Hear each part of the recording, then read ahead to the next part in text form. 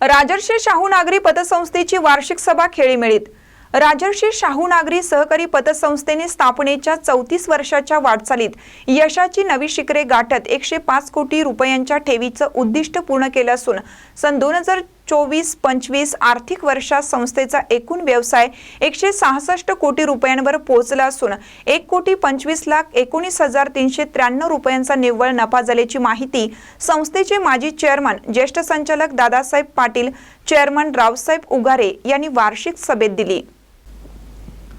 कुरुंदवाड येथील जैन सांस्कृतिक भवन येथे संस्थेची 34वी वार्षिक सर्वसाधारण सभा पार पडली।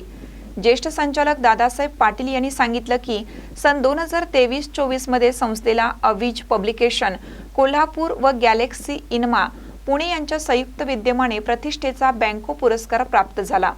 तसेच आदर्श सहकारी पतसंस्था, आदर्श चेअरमन आणि आदर्श सचिव या पुरस्कारांनीही गौरव करण्यात आला आहे।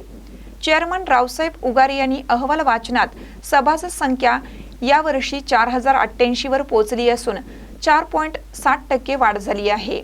संस्थेकडे भाग भांडवल 2,86,06,000 रुपये, राखीव निधी 8,95,21,000 रुपये, ठेवी 103,82,06,000 रुपये तर कर्ज वाटप 62,51,49,524 रुपये आहे।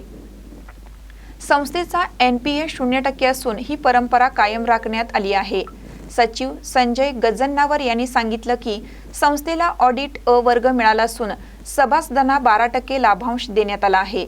सर्व शाखा संगणकीकृत असून RTGS, NEFT आणि कोर बँकिंग सुविधा उपलब्ध आहेत।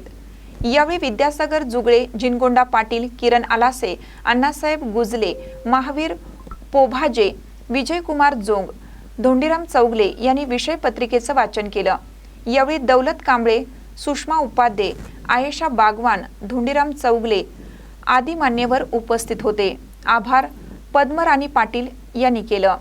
महानकर निप्ससाठी इजाज खान पठाण, कुरुंदवाड।